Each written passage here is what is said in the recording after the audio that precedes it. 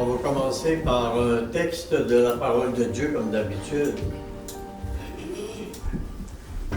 Un texte que j'aime beaucoup, de Saint Paul aux Romains. Lecture de l'épître de Saint Paul aux Romains. J'estime en effet que les souffrances du temps présent sont sans proportion avec la gloire qui doit être révélée en nous. Car la création attend avec impatience la révélation des fils de Dieu, livrés au pouvoir du néant, non de son propre gré, mais par l'autorité de celui qui l'y a livré. Elle garde l'espérance, car elle aussi sera libérée de l'esclavage de la corruption, pour avoir part à la liberté et à la gloire des enfants de Dieu. Nous le savons en effet, la création tout entière gémit maintenant dans les douleurs de l'enfantement. Elle n'est pas la seule, nous aussi, qui possédons les prémices de l'Esprit, nous gémissons intérieurement, attendant l'adoption, la délivrance pour notre corps. Car nous avons été sauvés, mais c'est en espérance. Or, voir ce qu'on espère n'est plus espérer. Ce que l'on voit, comment l'espérer encore? Mais espérer ce que nous ne voyons pas, c'est l'attendre avec persévérance. Acclamons la parole du Seigneur. Louange à toi, Seigneur Jésus. J'estime en effet que les souffrances du temps présent ne sont rien en rapport avec la gloire qui nous attend, pour nous et pour la création tout entière. C'est un beau message d'espérance. D'abord pour nous, on l'a vu depuis le début, on s'en va vers la lumière de plus en plus. On approche de la lumière. Ça va ici. On approche de plus en plus de la lumière. Vous voyez que plus on avance, plus c'est lumineux. Puis ici, ben, c'est vraiment le trésor, c'est vraiment la lumière pleine avec Dieu. Et je ne vais pas parler des compagnons de route. Normalement, quand je donnais des compagnons de route. On a des compagnons qui nous accompagnent tout le long. C'est pour ça que vous voyez des anges ici. Là aussi, vous voyez un ange qui vous amène. Il faut prier notre ange gardien, c'est important. Notre ange gardien, c'est terrible, là, ce qu'il va faire de beau pour nous. Il nous conduit. Il faut... Gabriel m'a habitué à ça, là, tous les matins avant de partir avec l'auto, je demande à mon ange gardien de me protéger à chaque fois. Puis j'ai évité, même dernièrement, j'ai évité quelqu'un qui a failli me rentrer dedans à mon tour. De justesse, il m'a dépassé comme ça, puis il m'a coupé direct, là. Je me demande comment ça se fait qu'il ne m'a pas rentré dedans.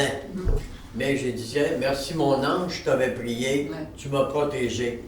Là, oui. Je veux dire quelque chose. Avant qu'on ait un accident, j'ai dit à mon chum, j'ai oublié de dire aux anges, protéger notre voiture. Parce qu'à chaque fois que j'embarque, je le fais. Mais là, cette fois, je l'avais pas fait. C'est important.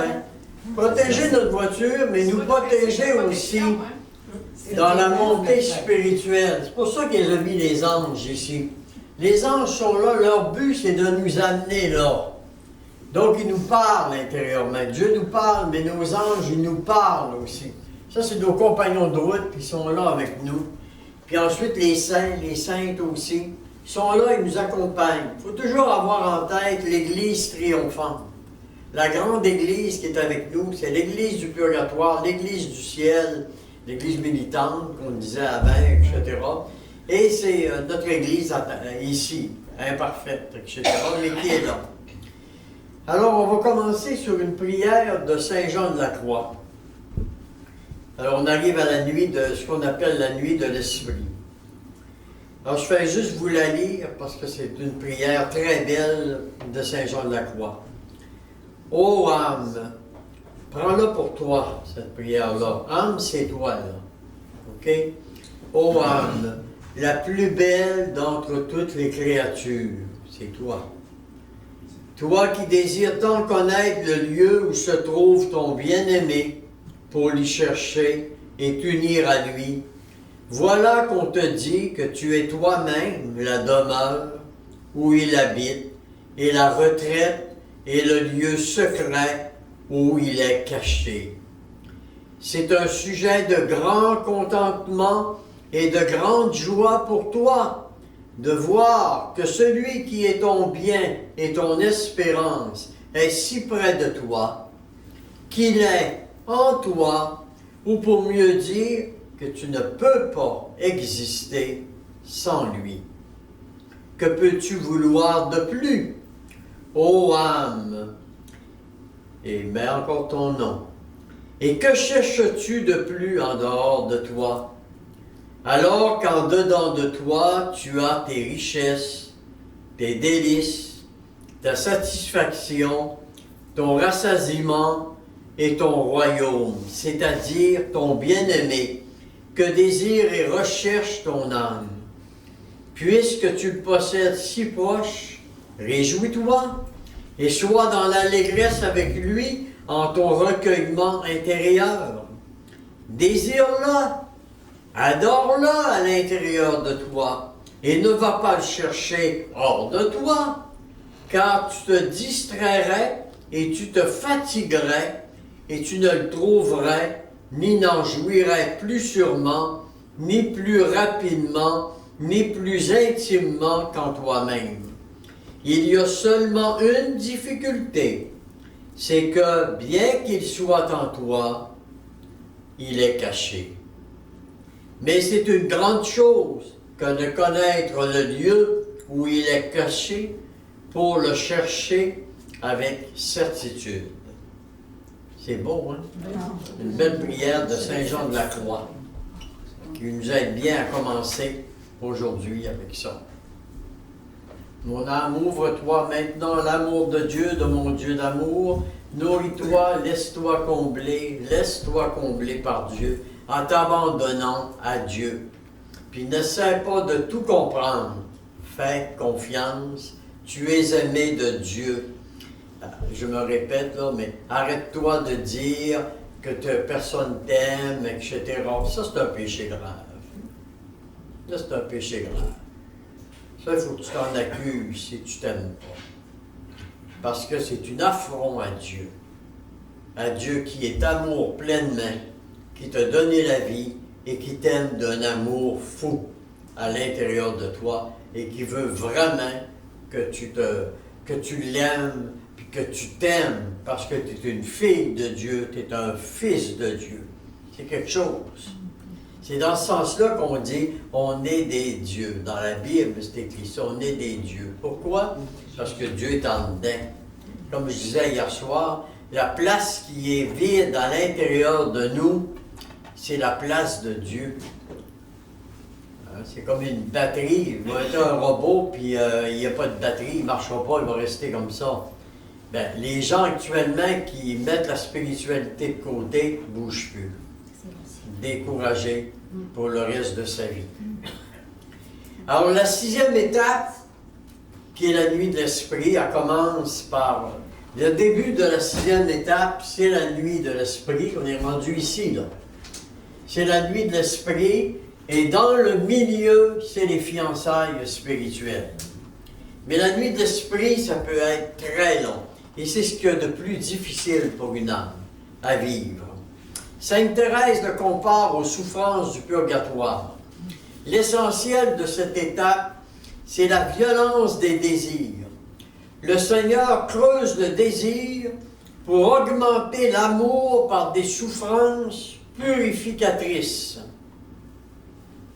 Il ne faut jamais oublier qu'il s'agit d'un époux qui est crucifié et ressuscité, ce qui implique que l'essentiel, c'est la communion dans un même vouloir et un même non-vouloir, et que cette communion des volontés permet de passer de la nuit de la croix à la lumière de la résurrection.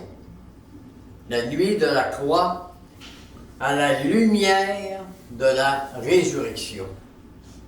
Il faut accepter sans condition l'alternance passive de présence et d'absence, de joie, de souffrance, de consolation et de désolation, comme expérience qui intègre, ordonne et oriente le désir. Ce que je viens de vous lire là, c'est une citation de Sainte Thérèse. Okay? La nuit de l'esprit contribue à purifier l'âme jusqu'à ce qu'elle ne désire plus que Dieu seul. Elle ne veut plus rien d'autre que Dieu seul. Mais dans la nuit d'esprit, Dieu fait relâche. Dieu fait comme si il n'est plus là. C'est pour ça qu'il y a une crise de foi épouvantable. Et quand on a une crise, Dieu, il veut te montrer que la foi est un don. Pour que tu saches que c'est un don. C'est pas grâce à toi que tu as la foi, là. Te l'enlève. Pour un temps. Et c'est toute l'histoire de Job. Vous voyez que malgré ça, le Père Gignac disait, si ça t'arrive, doute de tes doutes, mais ne doute jamais de ta foi. Quand ça vous arrive, il faut que vous ayez ça. Mais un petit doute, c'est normal. Ça fait partie du processus. Doute de tes doutes, mais ne doute jamais de ta foi. Dieu veut purifier ta foi. Dans la nuit des sens, Dieu veut purifier tes sens. Dans la nuit de la foi, Dieu veut purifier ta foi. L'âme se prépare donc à vivre le mariage spirituel. Dans la deuxième demeure, c'était le temps des efforts personnels pour arriver, par la nuit des sens externes, à l'union des volontés. En quatrième demeure, c'était le triomphe de l'esprit pour arriver par la nuit des sens internes à l'union des volontés. Et en sixième demeure, c'est le temps de la purification parfaite pour arriver par la nuit de l'esprit et l'intervention directe de l'Esprit Saint à l'union transformante qui est le mariage spirituel. Dans cette nuit, il n'y a pas de fécondité possible sans aucune purification ni épreuve. Vous allez les voir, je vais les nommer les purifications tantôt. C'est des grosses purifications. La manière d'agir de Dieu bouleverse la manière de comprendre et de raisonner par l'intelligence naturelle. Celle-ci se trouve désorganisée. C'est la nuit. On est dans les ténèbres. Dieu agit directement, sans passer par l'intelligence et la volonté. Il doit faire le grand ménage, car deux contraires s'affrontent, ne pouvant subsister ensemble. La pureté de l'action divine et la faiblesse de l'âme. La pureté de Dieu qui se rencontre, puis ma faiblesse à moi qui se rencontre, ça fait bang. Comprenez? Hein?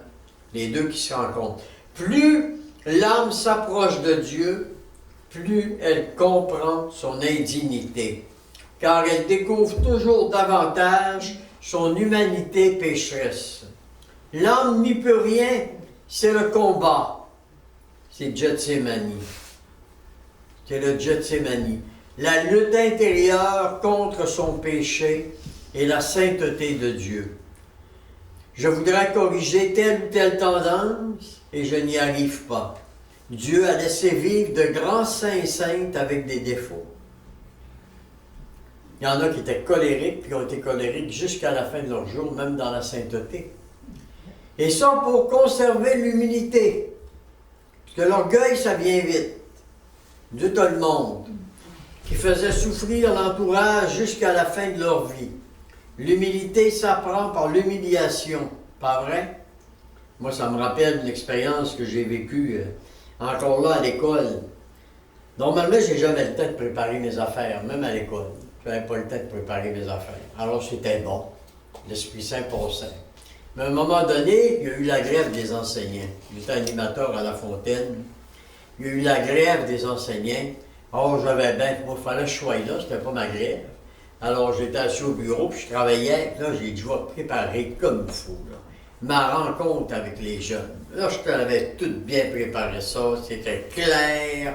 Puis quand je vais rencontrer les jeunes du secondaire 3, cette année, ils vont avoir toute une rencontre. J'arrive après la grève, je commence, je regroupe tous les groupes du secondaire 3, un par un, et je commence mon affaire, ma belle préparation, fier de moi, fiasco total. Les jeunes bâillaient après 10 minutes, voulant dire « T'as-tu fini? » Oh non. Parce que j'étais au niveau de la tête. Mon cœur ne passait pas.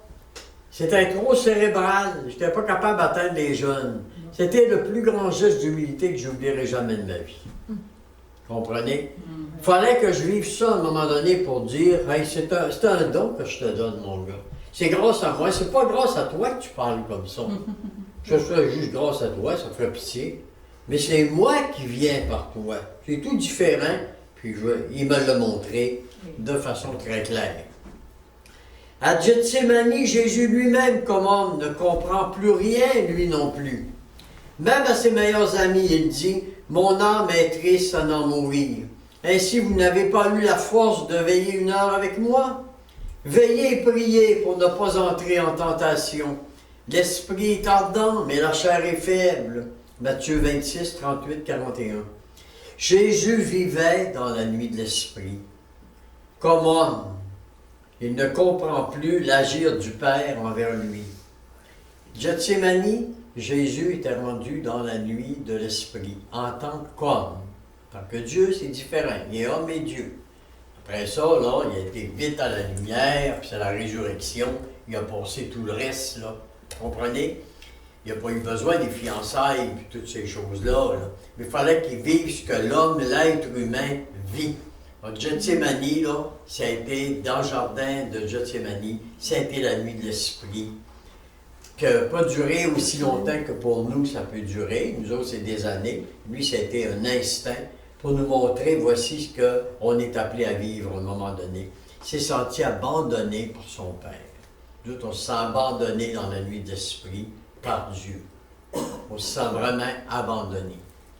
Dans cette nuit, si la réaction de l'âme est négative et si elle n'accepte pas l'impuissance de ses facultés de penser, de réfléchir, de méditer et de prier, elle se sent comme dépourvue de sens. Elle est tentée de retourner en arrière. Avoir une réaction négative, c'est prendre le risque de ne jamais goûter aux fiançailles ni au mariage mystique. On va le voir tantôt, là. L'âme voudrait dire, oh, mais pourquoi j'ai fait tout ça? Qu'est-ce que ça donne d'avoir tout ça? J'aurais été si bien dans les débuts. Avoir un peu des choses, avoir de l'argent, avoir ci, tout ça arrive, là. Le démon te montre tout ce que tu pourras avoir. Et là, j'ai plus rien, j'ai même plus Dieu. Je me ramasse avec rien. Comprenez un peu, là? Ça, c'est la nuit de l'esprit. Quand tu sais, tu vas passer à travers ça. Doute de tes doutes, continue à passer à travers ça. Quelle purification faut-il passer à cette étape selon Thérèse d'Avila? Pourquoi ces épreuves sont-elles nécessaires et quelles sont-elles en général? Elles sont nécessaires pour que l'être tout entier soit adapté à Dieu parce que rien d'impur ne peut s'unir à la pureté de Dieu. Rien d'impur ne peut s'unir à la pureté de Dieu. D'en penser, réfléchir, méditer, prier, il y a encore du moi. Je prie, je fais ci, je fais ça. Il faut que ça vienne, c'est Dieu qui prie en moi, c'est Dieu qui médite avec moi, c'est Dieu qui m'aide à réfléchir, c'est Dieu qui me pense avec moi, etc. Aussi pour que l'identification à Jésus dans sa passion avive l'amour. Il faut faire l'expérience du rien de Saint Jean de la Croix. Fiancé à un Dieu crucifié, ses souffrances sont considérées comme des grâces d'identification. Il y a des humiliations, on vit de grandes humiliations. Imaginez Saint Jean de la Croix, sa nuit de l'esprit. Quand Saint Jean de la Croix, on lui a dit, là, ça fait pas toute ton affaire. Hein. Puis on l'a envoyé dans sa chambre, dans sa cellule. Je pense qu'il est resté au moins 2 ans, si je ne me trompe pas, dans sa cellule. au moins 2 ans. Ils ne sortaient même pas à la cafétéria pour manger, c'était défendu. Là. Mais par ordre d'obéissance, j'ai obéi à son directeur. Mais c'était sa nuit d'esprit. Mais Dieu, vous voyez, fait de grandes choses pendant ce temps-là. Parce qu'il a obéi, je vous l'ai déjà dit souvent, il a écrit toutes les œuvres de Saint Jean de la Croix. Tant qu'à être seul, Dieu l'a inspiré. Toutes ces souffrances sont considérées comme des grâces d'identification. Accusations fausses, rejet, abandon des amis, enfin tout ce que le Christ a enduré pour nous. Puis quand on a une famille, bien, ça peut être l'abandon de nos enfants, etc. Nos enfants qui ne comprennent rien de ce qu'on vit, puis, etc. Tu sais, on vit toutes des souffrances dans ce sens-là. C'est quoi les souffrances? On va regarder, ça c'est Saint Jean de la Croix, on devait le mettre là. Nuit de l'esprit, je n'ai pas changé, mais je l'avais. Souffrance éprouvée à cette étape. D'abord, premièrement, retournement psychologique. Ça, c'est important. Retournement psychologique. Je vais en donner d'autres tantôt. C'est là que le démon travaille le plus. J'ai une envie soudaine de faire comme tout le monde, de vivre ma vie comme tout le monde, de profiter du temps comme tout le monde. C'est la grande tentation de Satan qui me fait alors croire que ma vie n'a eu jusqu'à présent aucun sens. On dirait que j'ai perdu la foi. Le doute m'assaille de tous côtés. Je voudrais revenir en arrière, comme je vous disais tantôt, et vivre comme tout le monde. Mais je suis incapable de reculer. Et j'ignore pourquoi. Si je ne connais pas les chemins intérieurs, j'ignore pourquoi. Mais j'ai envie de reculer. Parce que je me sens seul. Je suis abandonné par tous mes amis. Tout le monde m'abandonne. Dans la nuit d'esprit, on vit l'abandon, comme Jésus a vécu l'abandon sur la croix. Et c'est là qu'arrive aussi ce qu'on appelle, chez certaines personnes, des souffrances intérieures. La lumière divine, envahissant une personne non pure et non prête, paralyse toutes les facultés et éclaire toutes les impuretés. On se voit plein de défauts et on ne voit plus une seule qualité. Dieu permet qu'on voit le film de notre vie, mais juste nos défauts. Il enlève les qualités, il ne met pas dans le film de notre vie. Imaginez-vous, moi juste des défauts depuis le début. Ah, le monde pense que je suis bon. Oh mon doux son verre, oh Seigneur, c'est terrible, entre ce que je dis et ce que je fais. Et je vis. On vit alors une angoisse intérieure profonde. Nous avons tous les critères d'une dépression majeure. Tous les critères, ils sont. La différence, c'est qu'on va s'en sortir. Il faut voir ici le découragement, par exemple, du prophète Élie, qui a vécu une dépression majeure. On se demande comment ça se fait qu'Élie a vécu une si grosse dépression, comme vous connaissez l'histoire d'Élie. C'est parce qu'il était dans la nuit de l'esprit, juste avant qu'il s'envole ensuite. Après ça, il est parti. Quand il était dans le mariage spirituel, il est parti. Puis il est réservé pour les derniers temps, il reviendra à la fin du monde. Quelque chose. Hein? Alors, je vous cite un peu une citation pour Élie. Élie s'enfonça dans le désert toute la journée de marche. Puis il alla s'asseoir sous un genêt et demanda la mort. C'en est assez, dit-il. Reprends ma vie, Yahvé, car je ne suis pas meilleur que mes pères. Il se coucha là et il s'endormit. Et dans le livre de Job, on a pu voir aussi cette épreuve dont Job se sentait abandonné par Dieu, disait « Que ne puis-je revenir aux lunes d'autrefois, au jour où Dieu veillait sur moi, quand brillait sa lampe au-dessus de ma tête et qu'à sa lumière je traversais les ténèbres. Comme je voudrais retrouver mon âge mûr, lorsque Dieu protégeait ma tente, lorsque le Puissant était encore avec moi. Et maintenant mon âme se défait, les jours de peine se sont abattus sur moi. La nuit, le mal ronge mes os, mes nerfs n'ont pas de repos. De toute sa poigne, il a saisi mon vêtement. Il m'a pris par le col de ma tunique et il m'a jeté dans la boue. Je ne suis plus que poussière et cendre. Tu ne me réponds pas, ô Dieu, quand je t'appelle, dit Job. Je me tiens là et tu ne me regardes même pas. Tu es devenu cruel avec moi. Tu me frappes de toute ta vigueur.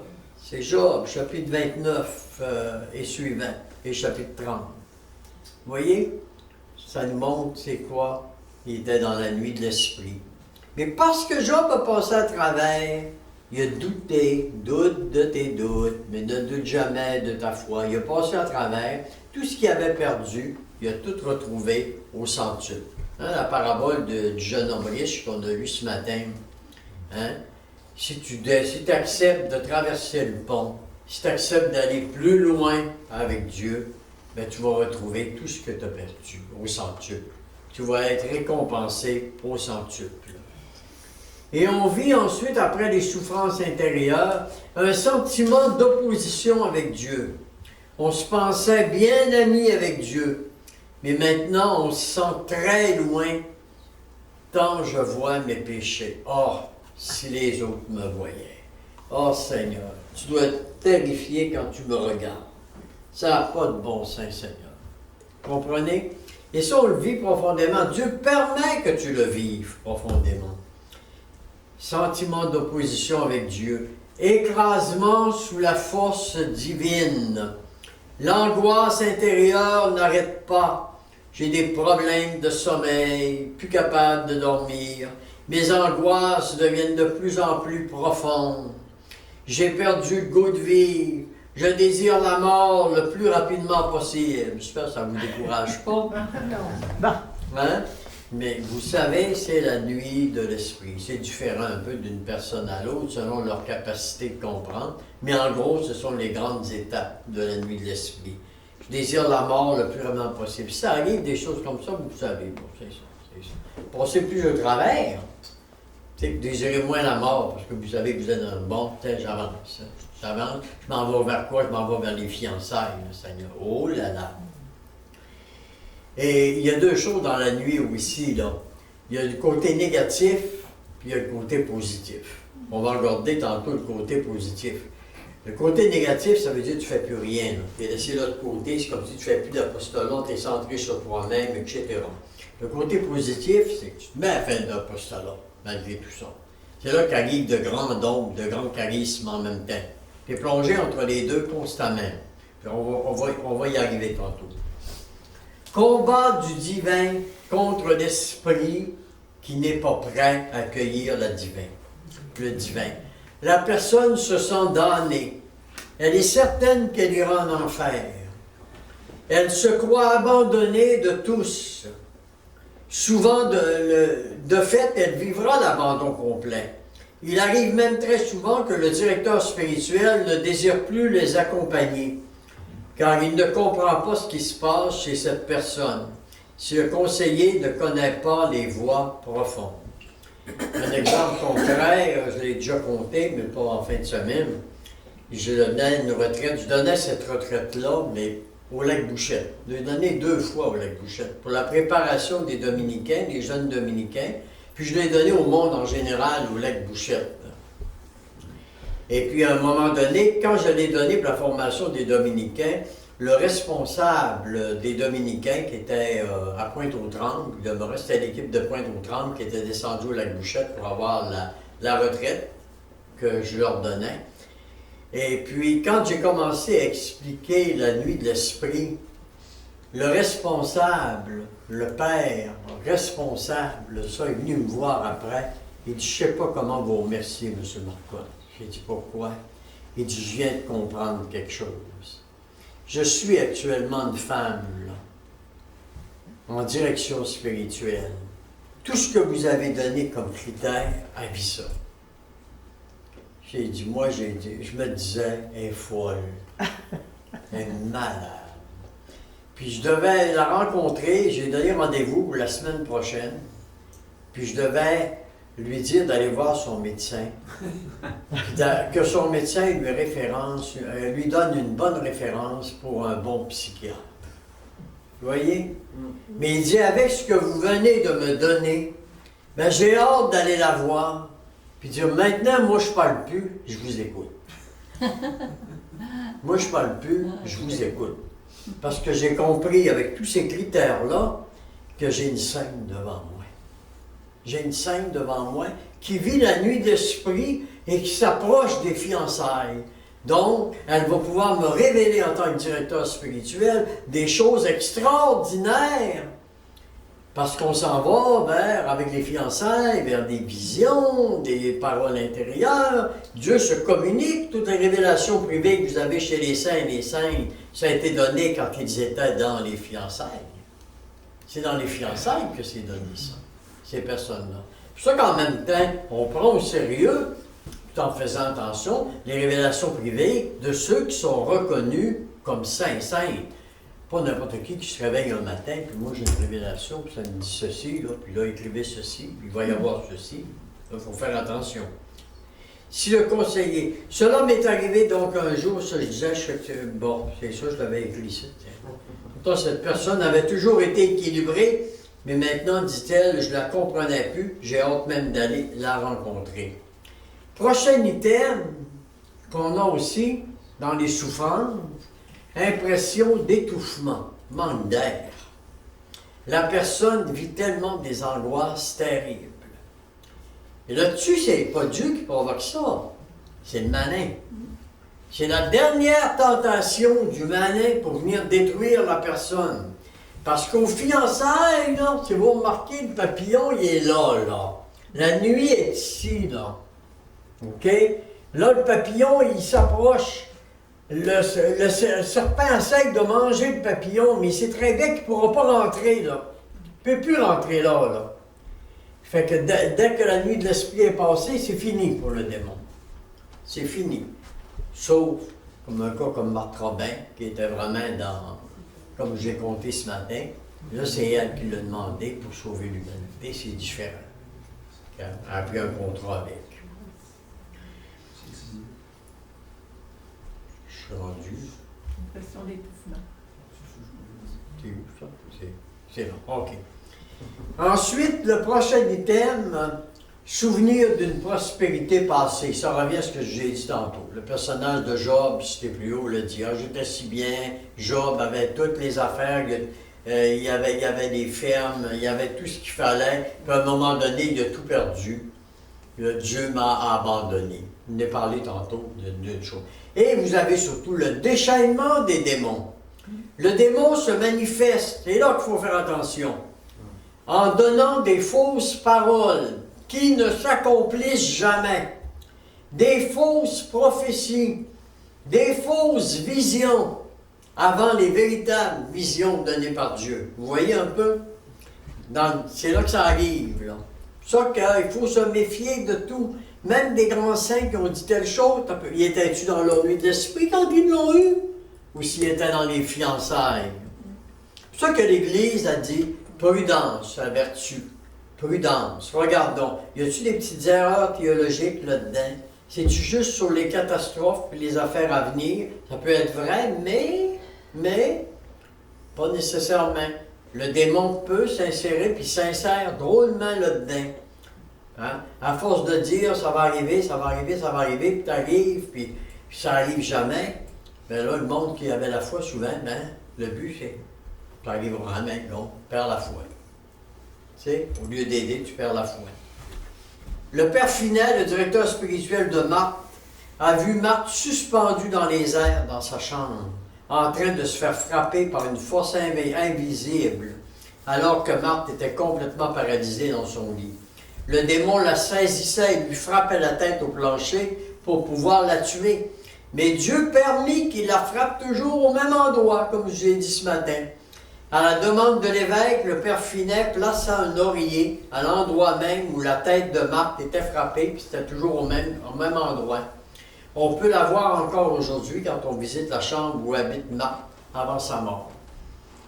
L'oreiller, ils l'ont laissé. Là. Moi, je l'ai vu, l'oreiller à côté, parce qu'il la plaçait, ils l'ont laissé. Puis le lit n'est pas large, il était tout recroquevillé. Le lit, là, c'est pas plus large que ça, il était tout recroquevillé là-dedans. Là. Il était tordu, hein, complètement, là. Très souffrante, Marthe Robin. Très souffrante. Puis c'est miraculeux, hein? Avoir vécu 25 ans, 40 ans, 50 ans, je commence à être fatigué, là. 50 ans sans manger, seulement l'Eucharistie qui l'a fait vivre. Inexplicable. Je me demande des fois comment se fait que le monde sont si obscurcis comme ça pour croire. Donc il y a tant de preuves qu'une fois de croire. Tu sais? Le curé d'Ars lui-même connut des attaques similaires avec le démon. Une fois, ce dernier essaya de mettre le feu à son lit. Je l'ai vu, ça. J'ai vu le lit où le démon a mis le feu. Quand j'étais à la Salette, on arrêtait à Ars-Savin. Ensuite, on était à Paris-la-Moniale et tout ça. C'est pour ça que j'ai tout vu ça en même temps, tout dans le même voyage. Puis j'ai vu, on voit le lit du curé d'Ars, on voit sa chambre, on peut rentrer. Il y a des grilles là, qui nous empêchent de rentrer dedans. Mais on voit ça, on voit le lit, puis on voit comment, ou dans quel coin de son lit que tout est brûlé. Il y a eu une attaque directe. Le démon voulait le faire fuir à tout prix d'Ars. On peut en voir aujourd'hui encore des traces en visitant la chambre du curé. Et manque de sympathie aussi, manque de compréhension de la part des autres. Alors, les critiques, à cause du changement opéré, cette personne subit des critiques amères de tous ceux qu'elle croyait être ses amis. C'est une sorte de persécution ouverte. On la ridiculise alors qu'elle ne fait rien qui l'empêche de remplir son devoir d'État. Ce qui est essentiel pour elle, elle passe pour une illuminée, une victime du démon. On se moque d'elle par des propos mordants ou par des attitudes blessantes. On évite même de la rencontrer, de lui parler, de la regarder. La personne offensée se sent alors rejetée. Elle se sent comme un déchet de la société ou du groupe. Cette trahison, c'est une des choses les plus difficiles à porter. Et la tentation de maudire peut alors se présenter, dit encore Sainte Thérèse. L'amour de Dieu, c'est comme un feu consumant qui veut brûler et détruire tout ce qui fait l'obstacle à notre amour. Les critiques négatives deviennent très difficiles à supporter. Dieu veut brûler ces obstacles par son amour. C'est souvent la seule consolation possible. Exemple, quand je vois tant d'agents pastoraux qui ne comprennent pas les jeunes à l'école, ils disent à l'enseignant, il est capoté, mais il semble y croire fermement, il ne se contredit jamais. Ça m'est arrivé. C'était Claude Savard qui était professeur d'enseignement religieux. C'est lui que j'avais contesté à un moment donné. On est devenus très amis. Il m'avait dit qu'il faut que tu donnes l'enseignement de l'Église, non pas ton enseignement. Puis à un moment donné, j'ai demandé, quand les jeunes sortent d'ici, là, et, tu fais une évaluation quand tu arrives en classe, comment vous avez trouvé la rencontre avec l'animateur de pastoral? Il dit, je vais te le dire, j'espère que ça ne te choquera pas. Non, non, je veux avoir la vérité. Ils disent que tu es un malade mental. Mais ce qu'ils trouvent drôle, c'est que tu dis toujours la même chose. Tu reviens puis tu as l'air sûr de toi. Ils disent ça, ils ne comprennent pas. Je dis, ça y est, je vais continuer. Mais je demeurais en paix parce que Jésus était persécuté, ridiculisé, objet de moquerie de la part d'Hérode. Ça n'a rien changé à son projet d'amour pour le Père et pour le salut du monde. Puis les gens, là, hein, quand on est les... je me souviens aussi de cette fille-là aussi que j'avais juste écrit « Vous êtes aimé de Dieu » au tableau. Si vous saviez jusqu'à quel point Dieu vous aime, c'est ça. Alors une fille, à ce moment-là, elle pensait que je m'en apercevais pas. Ça a duré 1 an. Vous voyez, il faut être persévérant. Elle était assise à terre dans le passage, je le vois encore dans le milieu du passage. J'étais à leur reconnaître, ce temps-là. Alors je m'en allais, je passais. Puis là, dès que j'avais passé, j'entendais des ricanements. Ils étaient tous avec une gang, puis là, ils se moquaient. Tu sais? 1 an après, je rencontre le même groupe avec elle, Mais là, je les amène vivre une expérience à Rivière-du-Moulin, là, je perds mes mots. Rocher spirituel. Rocher spirituel. Puis au rocher spirituel, je pars pour donner mon enseignement. Elle dit, Monsieur Marcotte, attendez. Je dis, oui, c'était la même fille. Quel coup qu'elle veut me faire. Elle dit, voulez-vous venir avec moi? Et là, elle arrive devant moi, puis elle se met à genoux. Moi, je pensais qu'elle voulait me ridiculiser. Tu sais, je laisse faire. Mais non, là, elle était sincère. Elle dit, je veux vous demander pardon. Puis je vous demande une grande grâce. Elle dit, moi, j'ai ri de vous toute l'année. Mais ce que vous ne saviez pas, c'est que j'allais me cacher sur le bord de votre bureau et je voulais voir chaque personne, quand il sortait, s'il y avait un visage triste ou s'il était joyeux. Puis elle dit, j'ai toujours vu du monde sortir de votre bureau avec le visage joyeux. Ben elle dit là, elle dit, j'étais avec le Père Hudon. Le Père Hudon était à côté de moi. Elle dit, voulez-vous me bénir? Ben là, j'ai dit, Père Hudon, j'ai dit, c'est à vous à bénir, c'est pas à moi. Le prêtre était là, tout. Elle dit, non, non, non, non. Elle dit, c'est vous que je veux vous bénissiez. Père Hudon, il dit, Michel, c'est à toi qu'elle demande. Mais là, elle dit, je veux pas que vous me bénissiez juste moi, là. Elle dit, venez, elle dit, toute la classe vous attend. Et j'arrive du côté de la classe, tout le monde est à genoux. Et il disait, c'est des grâces que le Seigneur nous donne. Hein. Et là, et tout le monde attendait ma bénédiction. Je ne suis même pas prêtre, vous voyez. Puis là, j'ai commencé vraiment à leur donner une bénédiction pour que l'Esprit Saint puisse descendre sur eux avec puissance et force. On a eu une journée exceptionnelle. Vous voyez, il suffit de toujours, de ne pas s'en faire, de marcher, de savoir donner. Il y a des souffrances purificatrices aussi. Et c'est quoi les souffrances purificatrices? Des souffrances extérieures. Ces sortes de souffrances sont pénibles, car la personne se voit dans la lumière de Dieu qui connaît sa petitesse, qui connaît son rien. Quand elle reçoit des louanges, cela l'humilie. Elle ne veut pas être louangée, car elle sait très bien que c'est par la grâce divine qu'elle réalise tout ce qu'elle fait. Cet aimé de Dieu peut aussi subir de graves maladies, des épreuves beaucoup plus pénibles, mais elles permettent à l'âme de se rapprocher du Christ en sa passion. Expérience personnelle faite, je peux affirmer que cela est vrai, c'est un moyen dont Dieu peut se servir pour nous permettre de nous rapprocher de lui. Dieu prend l'âme telle qu'elle est. Le corps a des rebondissements et les sens sont à payer par des phénomènes ordinaires plus ou moins fréquents. Il y a des pertes de contrôle de ce qui se passe intérieurement. Quand on parle des souffrances extérieures, il y a par exemple l'extase. Dans la nuit de l'esprit, tu peux avoir des extases. Mais t'en souffres parce que tu ne veux pas que ce soit vu. C'est l'humilité. Hein? C'est comme Saint Jean de Cupertino, quand il célébrait la messe, puis à un moment donné où il montrait l'hostie, partait tout seul, il volait dans les airs, tellement haut, Saint Bonaventure a dit, il avait donné le nombre de pieds qui était monté, on était capable de faire descendre, on criait « Descends! Descends! Descends! » Il descendait, des choses qui sont arrivées, hein? Puis il descendait tout simplement, mais il ne voulait pas, lui, ça l'humiliait. Tout le monde qui était là, puis il ne voulait pas. Il ne voulait pas être vu. Hein? L'extase. L'extase, c'est surtout des personnes qui sont faibles, qui perdent le contrôle de ses facultés.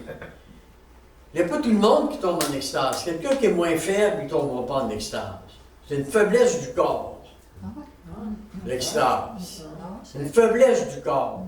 C'est l'amour de Dieu est tellement fort, Dieu est tellement fort, puis là, il est en train de s'approcher, là, pour les fiançailles. Puis là, quand l'extase, c'est une touche divine. Quand il vient te toucher, tu perds connaissance. Tu tombes en extase. En Dieu. Ah, mais c'est plaisant. C'est plaisant, mais en même temps, c'est là que Dieu te parle, tu peux avoir des visions, mais il n'y a pas tout le monde. Mais ceux qui tombent, il y en a, tu peux avoir des visions sans avoir d'extase. Ça, je veux dire. C'est pour les faibles. Si vous voyez des saints qui ont beaucoup d'extase, c'est qu'ils ont une faiblesse physique très forte. Le corps n'était pas capable d'absorber l'extase, le toucher de Dieu. Tu sais, ça fait partie dans les écrits, ça. Si une novice, Thérèse d'Avila disait aux maîtresses des novices, si une novice vient vous dire qu'elle a eu une extase, ben faites-le travailler, puis faites-le manger, puis faites-le dormir. Mais Dieu, c'est pas ça qui est le plus important. Je ne cherche pas les extases, c'est une faiblesse. Okay? Elle voulait dire ses forces physiques et psychologiques sont trop faibles. Elle pourra ainsi éviter ces manifestations extérieures non souhaitables, desquelles découle souvent la souffrance d'être illusionné et victime du démon. Parce que le démon peut faire ça. Il y en a beaucoup. Sainte-Thérèse et des extases. Sainte-Thérèse d'Avila. Sainte-Thérèse d'Avila, mais il a fallu en avoir elle. Parce que Sainte-Thérèse d'Avila, c'était spécial.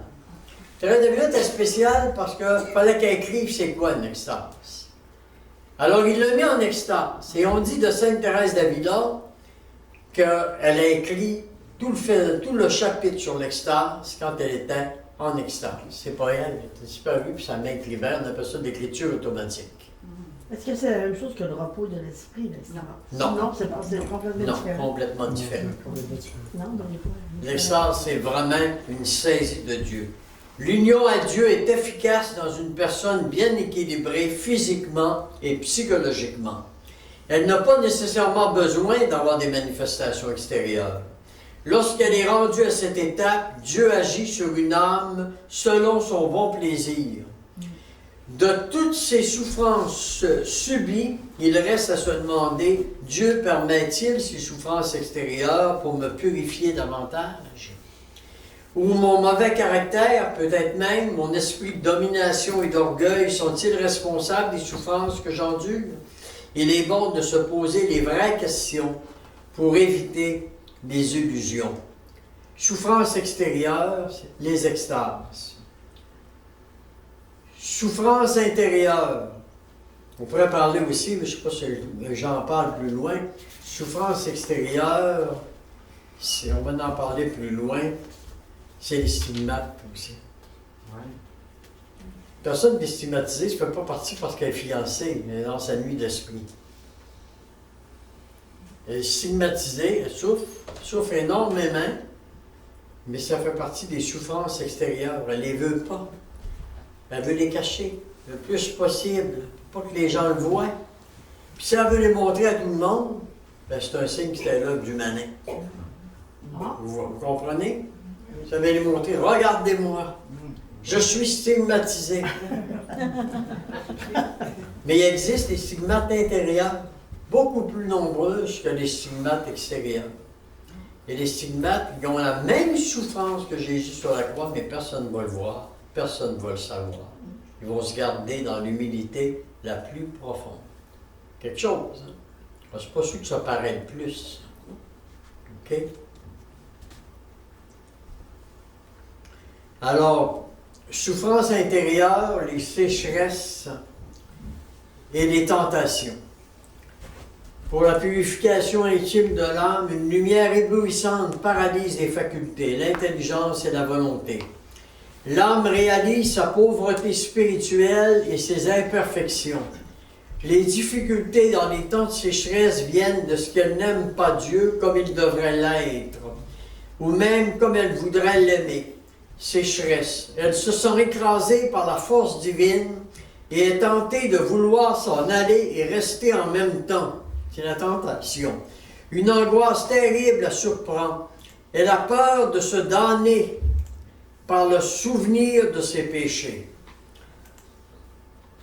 Ça, c'est la grande peur dans la nuit de l'esprit. La personne qui ne connaît pas la nuit de l'esprit a peur d'être damnée. Elle vit ça. Ici, j'ouvre une parenthèse pour parler de ce qu'autrefois on appelait une confession générale de toutes les fautes commises depuis l'enfance, lors d'une retraite fermée, par exemple. De grâce, si nous croyons au pardon de Dieu, une fois que nous avons avoué nos péchés et obtenu le pardon, sans avoir volontairement caché des fautes graves, Pourquoi revenir encore sur le passé? Pourquoi me rendre coupable?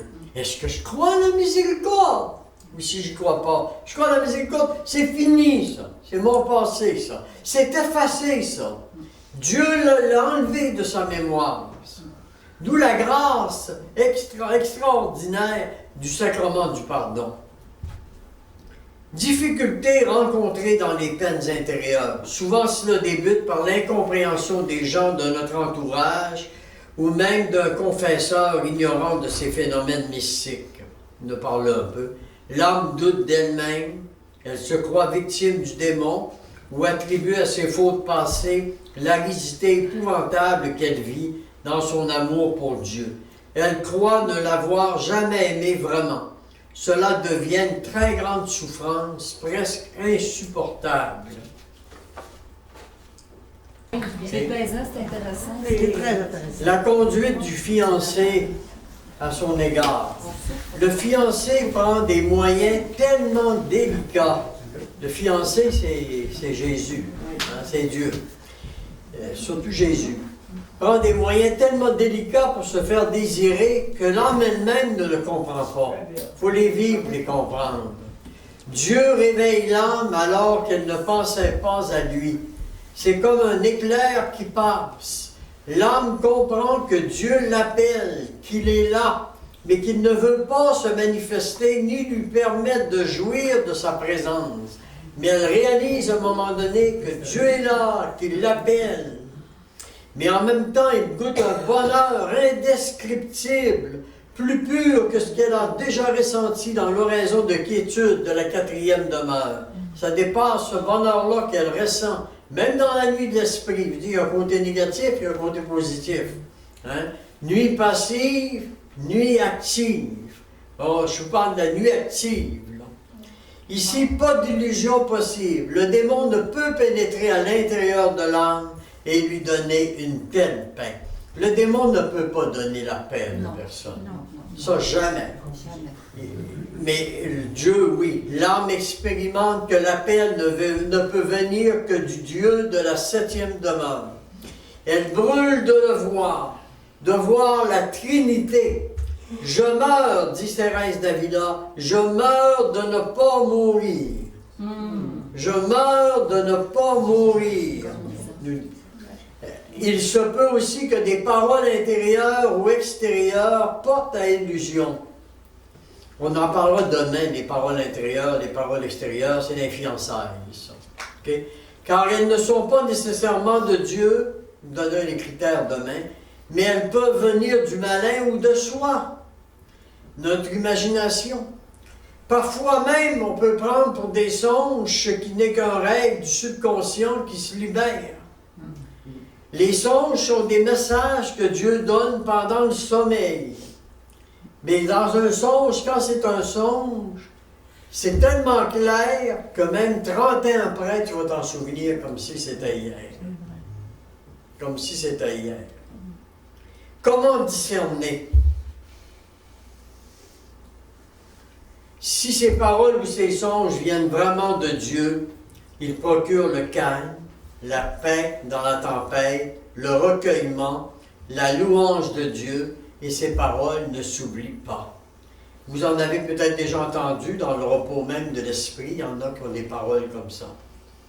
Les paroles qui viennent de Dieu sont claires et pacifiantes. Celles qui viennent du démon ou de l'imagination apportent le trouble, l'angoisse et l'inquiétude. Ce que je disais ici. Comment prier? Que faire et comment prier pendant l'absence de Dieu? Que faire pendant l'absence de Dieu? Selon Sainte Thérèse, le meilleur remède pour arriver à supporter cet état d'absence de Dieu, c'est d'abord s'occuper des œuvres extérieures de charité, faire du bénévolat, travailler pour Dieu, le faire gratuitement, sans rien attendre de retour. Sans rien attendre de retour. Deuxième, s'occuper, continuer à vivre de la liturgie. Peu importe là, ce que vous prenez là-dedans, prière du temps présent, méditation, messe quotidienne, autant que possible pour accompagner le Christ dans ses mystères. La vie nous réservera encore des épreuves et c'est normal, mais il sera bon en ces temps de considérer comment Jésus, la Vierge et les saints s'y sont comportés. Troisième point, contempler est nécessaire, indispensable même. Alors, aidez-vous d'images, de tableaux inspirants de l'adoration eucharistique. Hein? Même avoir une photo, si vous n'avez pas l'adoration chez vous, filmez à un moment donné avec vos iPhones, quand vous allez à l'adoration, filmez le Saint-Sacrement, puis gardez-vous, posez-là, puis regardez-là. Le Seigneur, il peut passer à travers ça. Oh oui. Le Seigneur, il dépasse tout ce qui est humain. Il peut faire de l'adoration. Vous n'adorez pas la page. Vous adorez Jésus, qui était représenté, que vous avez, envers qui vous étiez. Le Seigneur, il dépasse tout ça. Là. Priez pour demander la lumière de l'Esprit Saint. Priez pour demander la lumière de l'Esprit Saint. Et l'accompagnateur spirituel est important en ces périodes de difficultés particulières. Elles apparaissent alors dans les débuts de la 6e demeure et diminuent avec le temps. Alors, dans cette 6e étape, l'âme peut aussi expérimenter des visions imaginatives ou imaginales, qu'on appelle, visions intellectuelles. On expliquera tout ça plus tard, là, quand je vous parlerai des fiançailles. Il y a la nuit passive, la nuit active, j'en ai parlé. Et il peut y avoir aussi, dans la nuit de l'esprit, des phénomènes mystiques exceptionnels. C'est avec ça qu'on va terminer, en vous en parlant de quelques cas de phénomènes mystiques exceptionnels. D'abord, vous la connaissez un, c'est la lévitation. Le corps est soulevé dans un ravissement. C'est Dieu qui t'a ravi. Puis revient lentement sur terre. Vous avez le cas de Saint Joseph de Cupertino que je vous expliquais tantôt. Ces phénomènes n'arrivent pas nécessairement à toutes les personnes qui franchissent les 6e demeures. La lévitation, c'est l'âme et le corps qui montent vers le ciel. Tu te sens attiré. Ça m'est arrivé de vivre une expérience de lévitation quand à un moment donné, je l'ai déjà compté, quand à un moment donné, j'ai été suivre une session avec les 7 demeures de Thérèse d'Avila pendant une semaine de temps avec le Père Gignac. C'était une semaine de temps. Puis à un moment donné, je trouvais donc que j'étais loin, je vivais quelque chose de dur, puis j'étais pas capable de rentrer dans une église, j'ai tout fait tout le temps dans la chapelle. Tout le monde rentrait dans l'église, ça sortait de là, c'était heureux. Moi, je rentrais, puis j'ai tout fait, puis je ressortais tout de suite. Je m'en allais prendre de l'air dehors. Puis là, je m'en voulais, puis Seigneur, mais comment ça fait que les autres sont capables de rentrer? J'aimerais tellement ça être avec toi, profiter du temps pour vivre quelque chose. Je suis pas capable. Alors, j'ai dit, je vais faire des sacrifices. Peut-être que moi, je fais passer d'ascèse, passer de sacrifice. Alors, j'ai dit, je vais me lever la nuit. Me lever la nuit. À 2 heures du matin, je vais me réveiller. Puis, je vais descendre en bas dans la chapelle, puis je vais m'asseoir, je vais y tenir 1 heure de temps. Alors, je descends en pleine noirceur, je descends dans la chapelle, c'était la plus grande sombre, et je m'assois, puis j'attends. Seigneur, je suis coté. J'ai encore de l'heure. Je fais mon possible. Là, ça fait 1 heure, c'est assez pour être bouché. Bon. Après ça, j'ai dit, peut-être que c'est pas ça. Peut-être un jeûne aussi. C'est quoi que j'aime le plus? Les desserts. Puis j'aime manger surtout dans une cafétéria quand tu vas dans une session. Tu sais pas ce qu'ils vont te présenter. C'est pas toi qui prépares ça. Alors j'ai dit, Seigneur, demain, le dessert, peu importe le dessert qui sera, je ne prendrai aucun dessert. Toute la journée. Pour que tu puisses venir à moi, que je puisse rentrer dans la chapelle puis être bien. C'est tout ce que je demande. Tu sais? Alors là, il y avait les desserts les meilleurs de la semaine qui ont passé. Vous voyez, on dirait que le Seigneur le sait. Alors j'ai résisté. J'ai résisté au dessert. Et là, je me suis dit, le lendemain matin, je me souviens, on se préparait pour C'était sur les fiançailles spirituelles, l'entretien, à 9 h. Moi, à 8 h, je m'en vais à la chapelle. Je m'assois. Puis je dis au Seigneur, je dis, Seigneur, je suis innocent. Vois si c'est à coup de sacrifice que tu vas venir à moi. C'est toi qui décides, c'est pas moi. Mais, il y a toujours un petit mais. Aussi au moins, tu m'aurais montré un peu ton amour, j'en ai besoin. Un petit signe de ton amour. Et c'est alors que j'ai vraiment senti Dieu là, plonger en moi. C'est extraordinaire, plonger en moi. Et c'est là que j'ai eu le don des langues. Là, ma langue se promenait de tous les bords, je tenais ma main. Tu sais, parce que je voulais pas partout que personne voit ça, il y a plein de monde, tout ça bougeait, tout seul, là. Tu sais, là, il y a des mots qui sortaient, quelqu'un m'avait déjà dit, si des mots sortent comme ça, il faut que, si tu veux que ça lâche, il faut que tu dises le mot. Tant aussi longtemps que tu ne diras pas le mot, ça ne lâchera pas. Tu vas continuer, ça s'en va, là, en plus, l'entretien va commencer. Et c'est là que j'ai commencé à dire lentement les mots, et là, j'ai senti, ça a diminué, j'ai senti une grande paix, un grand amour. Et c'est là que j'ai l'impression que je me suis senti aspiré par Dieu. Puis quand je suis parti vers la salle, j'ai quitté la chapelle, et je suis parti vers la salle de réunion, là, où il donnait ses entretiens, parlait des fiançailles spirituelles. Je te dis que là, je la goûtais, ben, j'ai l'impression que je marchais pas en terre. Je sentais pas le sol. Je suis parti comme ça en marchant, puis il y avait aucun poids, j'étais pas en terre. Personne s'en est aperçu, ça a été par exemple juste à peu près cette grosseur-là. Mais j'ai été surélevé. La seule fois dans ma vie que j'ai vécu ça. Mais je suis arrivé pour vivre ça. Vous voyez, puis c'était à l'occasion de la vie intérieure, ce qui me touche le plus. Le Seigneur me préparait, dans le fond, à donner ces retraites-là de vie intérieure. C'est là que j'ai eu ma formation, pour avoir subi plein de choses. Alors, la lévitation, c'est ça. La lévitation, c'est l'âme et le corps qui montent vers le ciel. La personne ressent tellement la puissance de l'amour de Dieu à l'intérieur d'elle qu'elle est attirée, corps et âme, vers le ciel. Et vous pouvez avoir aussi, comme phénomène mystique extraordinaire, on en a parlé tantôt, les stigmates. J'en parlerai pas plus parce que je n'en ai assez parlé tantôt. C'est des phénomènes, mais ce n'est pas permanent. Du moins assez fréquemment renouvelés pour que les savants, les spécialistes de tout ordre et des maîtres de vie spirituelle puissent les observer à leur aise. Ça a été analysé, les stigmates.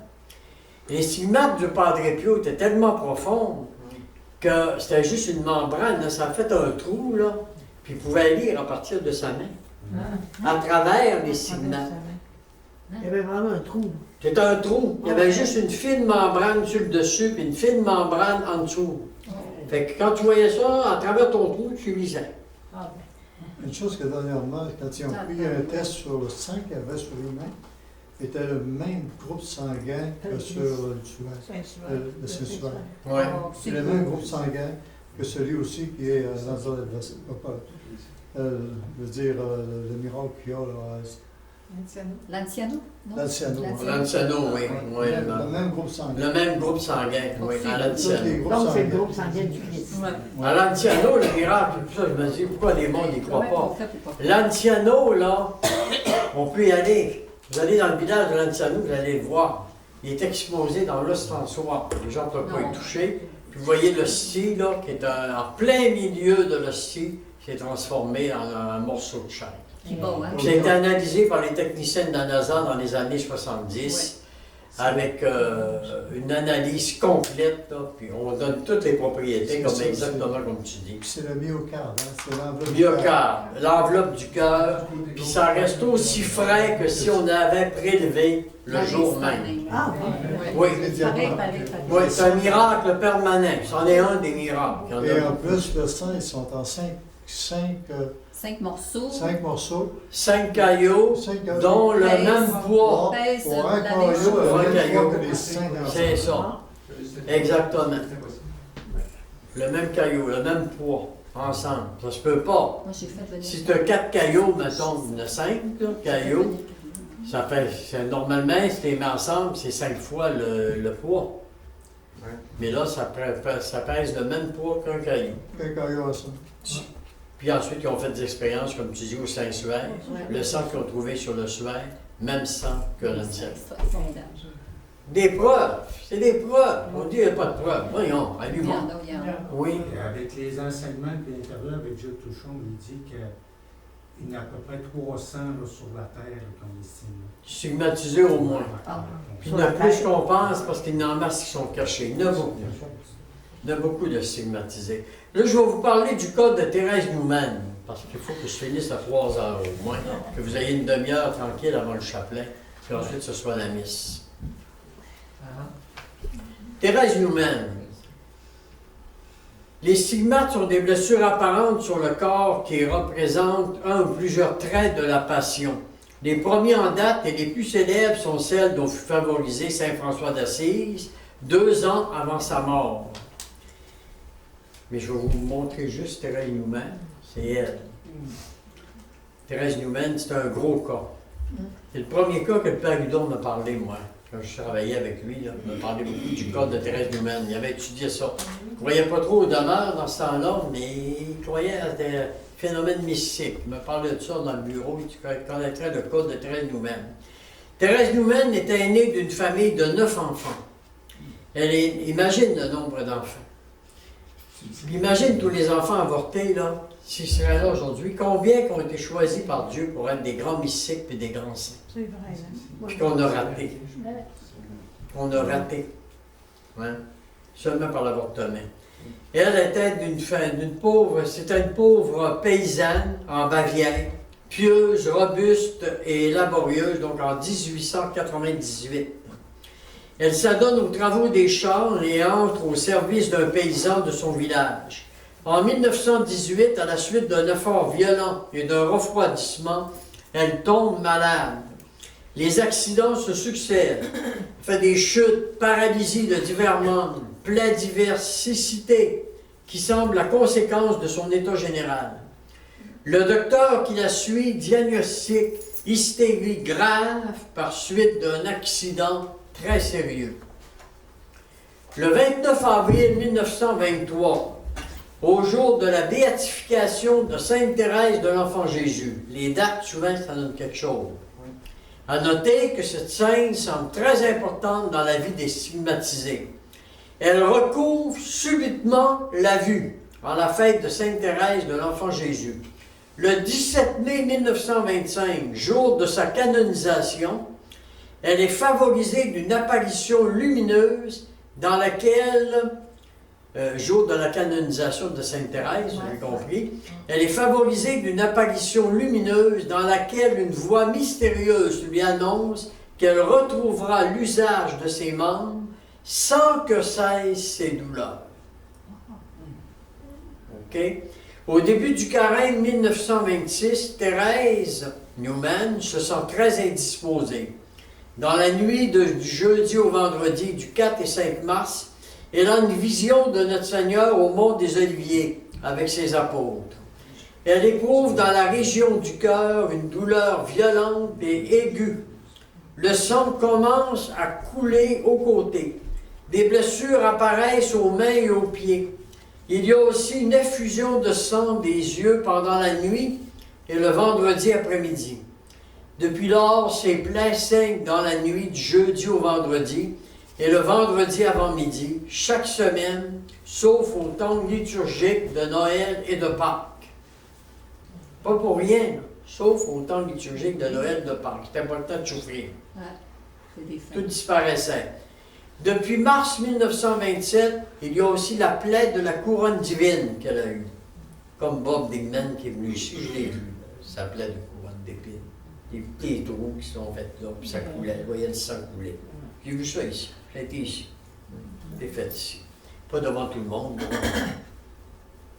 Ces visions lui font suivre et revivre dans la nuit du jeudi au vendredi et jusqu'au vendredi avant-après-midi les diverses scènes de la Passion.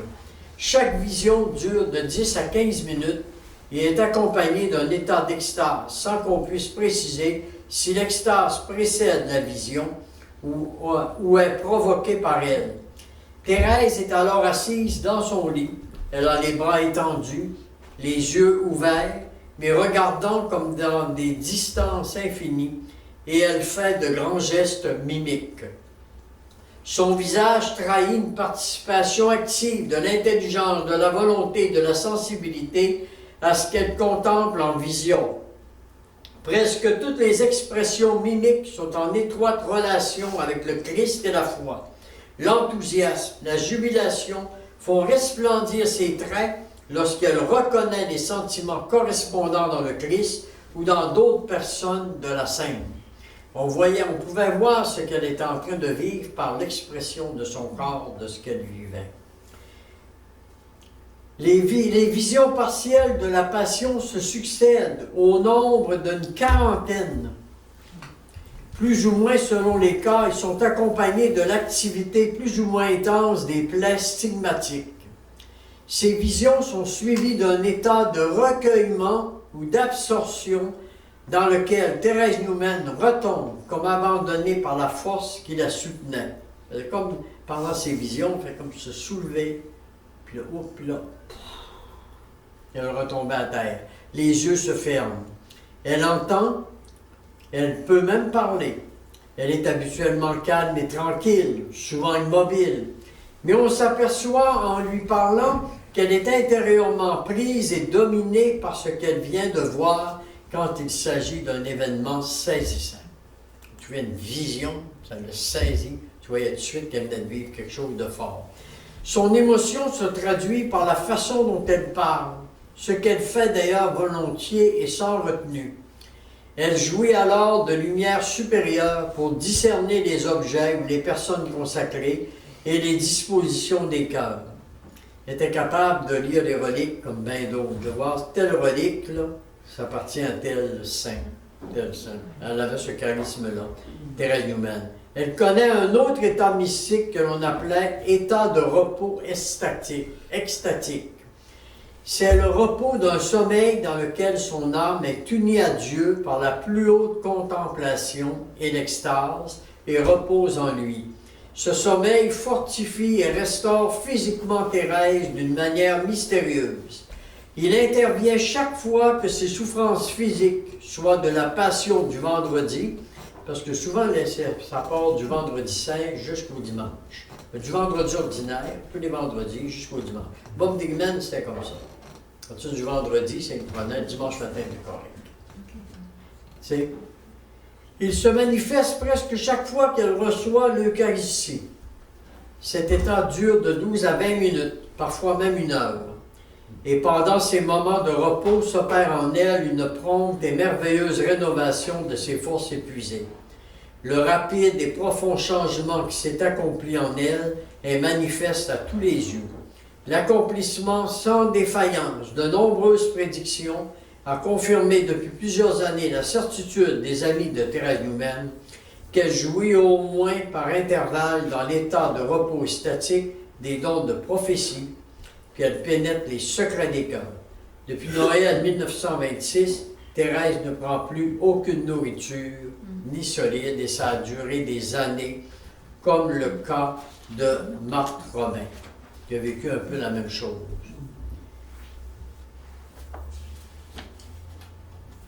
Alors, il y aurait le cas de Marthe Robin. Marthe Robin, j'en ai assez parlé. Je passe ça. Sainte Thérèse d'Avila a vécu aussi les stigmates. Il me reste 5 minutes, il faut que j'arrête. On appelle cela la grâce de la réverbération. C'est le nom. Voilà ce que raconte Marcel Auclair dans un livre concernant la vie de Sainte Thérèse d'Avila. Un soir, dit-elle, Anna Gutiérrez, religieuse en ce couvent, descendit précipitamment les escaliers, attirée par des cris et des gémissements qui venaient de Doña Teresa, de Sainte Thérèse. « Quelle peur vous m'avez fait !» s'écria-t-elle en constatant que Teresa était en bonne santé.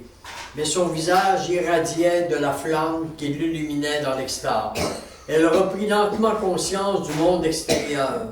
Toujours Thérèse Newman. Je t'ai fait peur, ma fille, je t'en souhaite autant. Je vis un ange auprès de moi à ma gauche, en forme corporelle, qui ne m'est donné qu'exceptionnellement. Il n'était pas grand, mais il était petit, très beau, le visage enflammé. Sans doute de ceux qu'on nomme les chérubins, dit-elle. Mais ils ne se nomment pas. Je vois au ciel une telle diversité d'anges que je ne saurais rien en dire. Il tenait en ses mains un dard en or, et je crus voir une flamme à l'extrémité du fer. Il semblait l'enfoncer à plusieurs reprises dans mon cœur, pour la stigmatiser. Je pense que la réverbération, c'est ça. Jusqu'aux entrailles qu'il m'arrachait, me laissant tout embrasé d'un grand amour de Dieu. La douleur était si vive que je gémissais, et si excessive la suavité de cette vive douleur qu'on ne peut désirer qu'elle cesse, et que l'âme ne se contente plus qu'en Dieu. Douleur spirituelle et non corporelle, bien que le corps ne manque pas d'y avoir part un peu et même beaucoup. La force de l'extase la soulevait de terre et la maintenait suspendue au-dessus du sol. Les fidèles qui emplissaient la chapelle de l'incarnation où elle vivait la virent un jour après la communion, élevée à 2 ou 3 paumes au-dessus de la terre. Elle s'efforçait de s'y opposer avec grande fatigue, comme je l'expliquais tantôt, elle ne pas être vue, comme qui lutte avec un fort géant, s'accrochait des 2 mains à la grille du communicatoire, où elle se couchait à terre, mais rien n'y faisait, elle montait. Et je voudrais terminer par un dernier phénomène que vous connaissez bien, le phénomène de la bilocation. Alors, l'Église a commencé à étudier ce phénomène de façon sérieuse au cours de la vie de saint Alphonse de Ligorie. Même vous savez ça, c'est là que l'Église a commencé à prendre ça au sérieux. Ce fondateur des Rédemptoristes avait la bilocation. Ainsi, le pape de l'époque, sentant sa fête prochaine, demanda au Seigneur la grâce de voir saint Alphonse pour lui demander un pardon. Parce qu'il avait fait quelque chose dans la communauté des Rédemptoristes, avant de passer dans l'au-delà, il voulait demander pardon directement à Saint-Alphonse. À ce temps-là, il n'y avait pas de voiture, il n'y avait pas d'avion.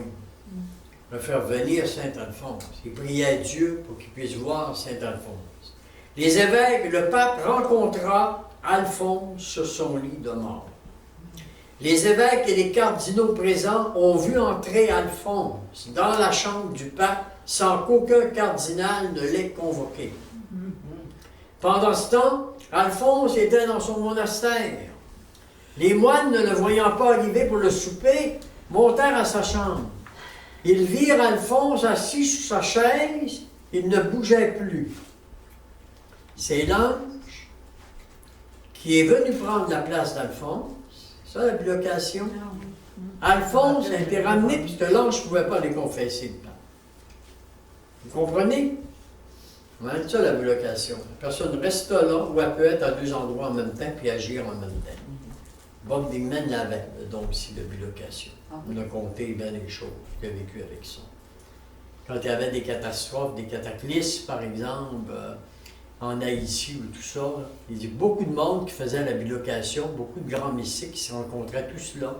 Puis là, ils imposaient les mains à la mer pour sauver. Souvent, on a évité des catastrophes terribles à cause de ces personnes-là. Puis il me dit, dans ce temps-là, mon corps restait là, moi je partais, puis j'imposais les mains à la mer pour sauver davantage.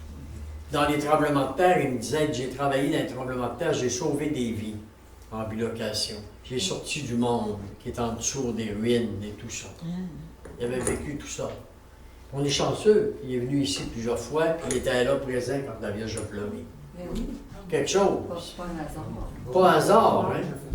T'es chanceux d'avoir des personnes comme ça, moi, dans ma vie. On essaya de le ranimer, mais rien n'y fait. Soudainement, il revint à lui, Alphonse, et leur annonça que le pape venait de mourir. Or, quand le pape est mort, Alphonse était près de lui. Il n'y avait pas de télégramme, là. Hein? C'était les premiers rédemptoristes qui ont appris que le pape était mort, avant n'importe qui. Il l'a dit à l'instant même où il a fini sa confession. De plus, le monastère était très loin de Rome.